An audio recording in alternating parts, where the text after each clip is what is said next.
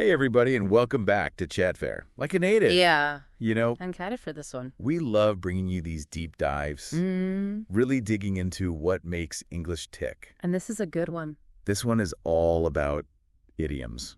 You know those phrases that make you sound like a true blue English speaker? The kind of stuff you don't learn in a textbook. Right. And we're going beyond the basics today. Oh, yeah? We're talking about the advanced idioms. The kind that really make you sound like you were born chatting away in English. Exactly. It's like unlocking a secret level of communication. And you know, you guys are ready for this. You've been with us for a while now. You've got the basics down. You're ready to level up. So are you ready to dive into some seriously cool idioms? Let's do it. All right, let's kick things off with bite the bullet. Ooh, that's a good one. What does that even mean? It sounds kind of painful, right? Yeah, a little bit. Well, it basically means to face a difficult or unpleasant situation head on, even if it's tough. So like when you've been putting something off and you finally decide to just do it. Exactly. Like finally cleaning out that overflowing closet. Or tackling that huge pile of paperwork. Yeah, but where does a phrase like that even come from? Bite the bullet. Yeah, it's so vivid. It actually has a pretty fascinating origin. Okay. I'm intrigued.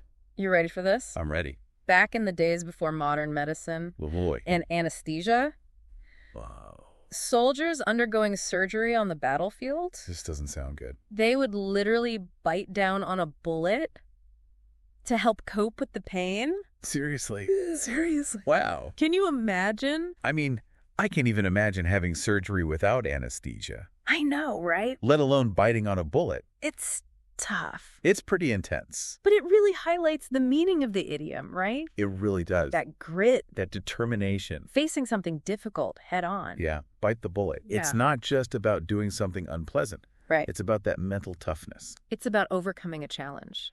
You know what I'm thinking about? What's that? How English speakers view facing challenges. There's almost a sense of admiration for those who bite the bullet and get things done. You're right. Isn't there? There's definitely a cultural element to it. Okay, so we've talked about bite the bullet, A great one. which is all about courage and dealing with tough situations. Absolutely. But what about those times when you need to lighten the mood a bit? Oh, yeah. Like when you're meeting new people and it feels a little awkward? In there. That's where our next idiom comes in. Break the ice. Oh, yeah. Have you ever had to break the ice in a situation? All the time. I feel like it happens to me every time I go to a party. It's a classic. What does it mean, though? Well, it basically means to ease the tension in a situation Right? and create a more relaxed and friendly atmosphere. Kind of like smoothing the way for conversation to flow more naturally? Yeah, exactly. But what about the ice part of that phrase? It's not like we're literally chipping away at a block of ice. Well, not literally. Right. But think about it this way. Okay. Imagine ships trying to navigate frozen rivers Okay. back in the day. Right. They had to break through the ice. To create a path. Exactly. Okay. I see the analogy. Breaking the ice in a social situation is kind of similar. It's like overcoming that initial barrier of awkwardness, Yeah. creating that space for connection. Right. So it's like we're opening up a channel for conversation instead of being stuck in that frozen, awkward silence. Exactly. So give me an example of how you might break the ice in a real-life situation. Okay. Let's say you're at a conference. Okay. You see someone you'd like to talk to. Uh-huh. How would you approach them? Well, maybe I'd start by commenting on one of the presentations. Ooh, good one. You know, something like, wow, that was a really insightful talk, wasn't it? Perfect. That could open up a conversation. Exactly. Or maybe if I see someone with a cool conference badge, I might ask them about their company. That's another good one. It's all about finding those little things that can spark a conversation. And make people feel more at ease. So much better than just standing there awkwardly, not knowing what to say. Right. Break the ice. You got it. All right, we've covered bite the bullet and break the ice. Two powerful idioms. Both with really interesting origins. Right. What's the final idiom we're exploring today? Let's talk about the ball is in your court.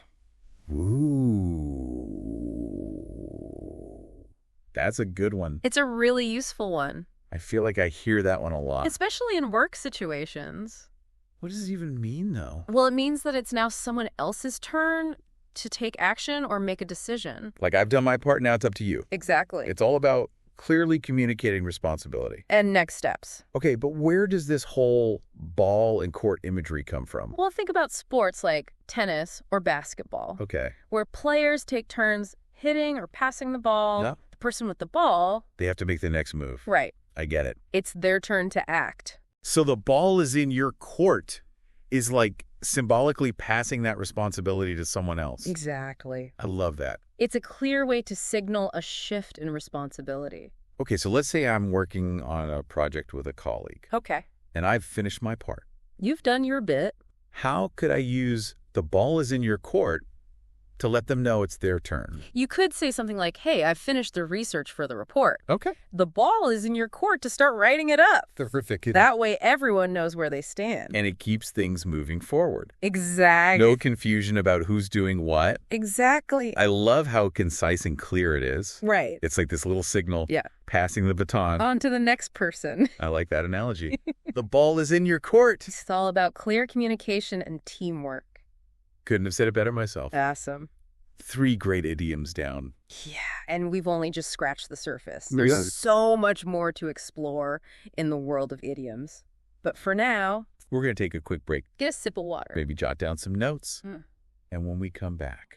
We'll talk about how to actually start using these idioms in your everyday life. So stay tuned. I feel like idioms can be kind of intimidating at first. I get it. Like, how do you actually make them a part of your everyday language? It's all about practice. Yeah, but how do you practice something like that? Oh, you remember those vivid images we talked about? You mean like picturing the soldier biting the bullet Exactly. or the ship breaking through the ice? Or strong visuals can really help you remember the idiom and its meaning. It's like creating a mental anchor. Right. I like that. So instead of just trying to memorize the phrase, Uh-huh. you create this little story in your head, Yeah. and that helps it stick. It makes it more memorable. And the more you use these idioms in context, the more natural they'll feel. It's like anything you learn. Right. The more you practice, the better you get. Exactly. But sometimes it feels like there are just so many idioms. How do you even know where to start? That's true. There are a lot. It can be overwhelming. I think it's important to focus on quality over quantity. What do you mean?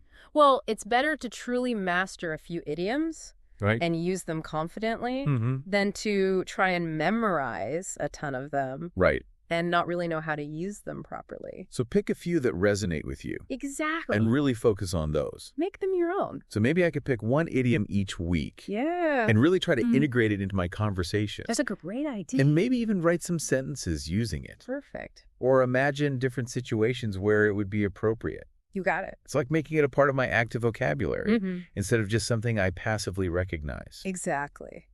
And you know what this makes me think about? What's that? How we learn our native languages. Mm-hmm. We don't just sit down and memorize grammar rules. Right. We pick things up by hearing them and using them. It's all about exposure. Yeah, and I think that's true for learning a second language too. Absolutely. We need to immerse ourselves in the language, And try things out. make mistakes. That's how we learn. So it's not just about memorizing lists of idioms. It's about really understanding how they're used. In real life, Exactly. like eavesdropping on conversations. Discreetly, of course. Right.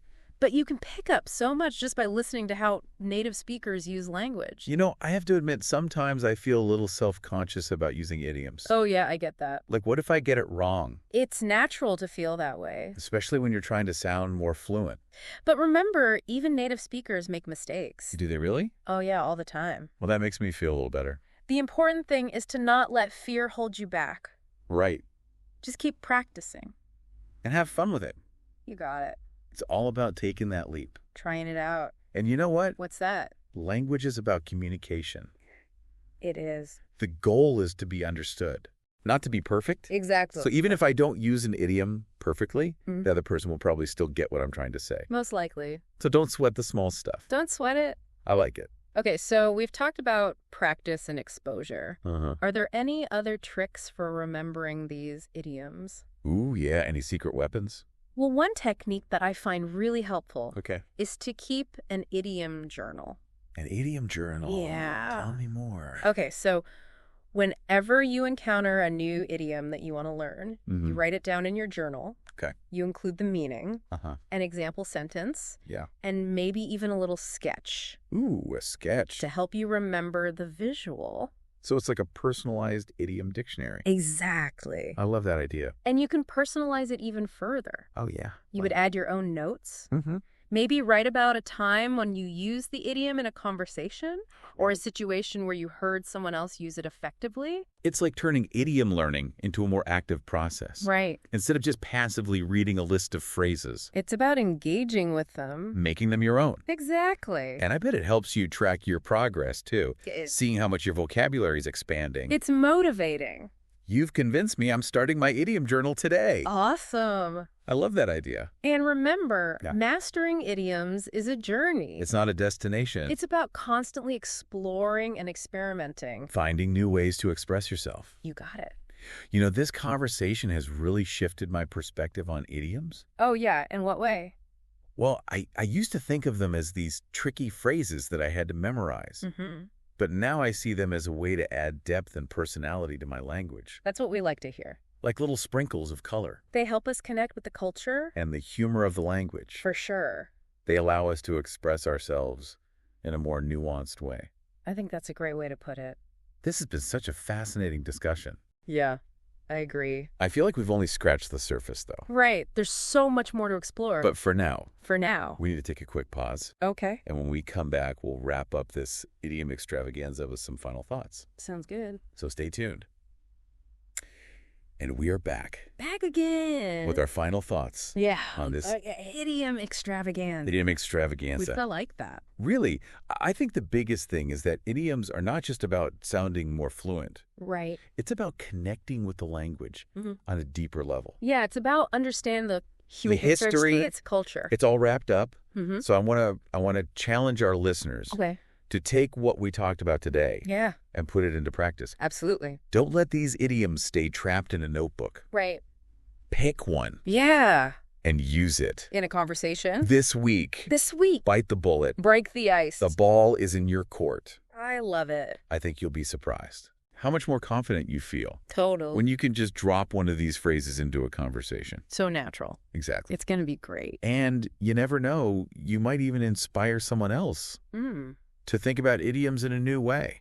It's contagious. It is. So talk about these idioms with your friends. Your family. Your classmates. Your English teacher. Whoever. Turn it into a fun competition. See who can use the most. And remember, don't be afraid to make mistakes. Oh, no. Mistakes are part of the process. It's how we learn. Exactly. You know, this has been such a great conversation. Yeah, I've had a lot of fun. Me too. And I hope our listeners are feeling inspired. To keep learning. To take their English to the next level. You got this. That's right.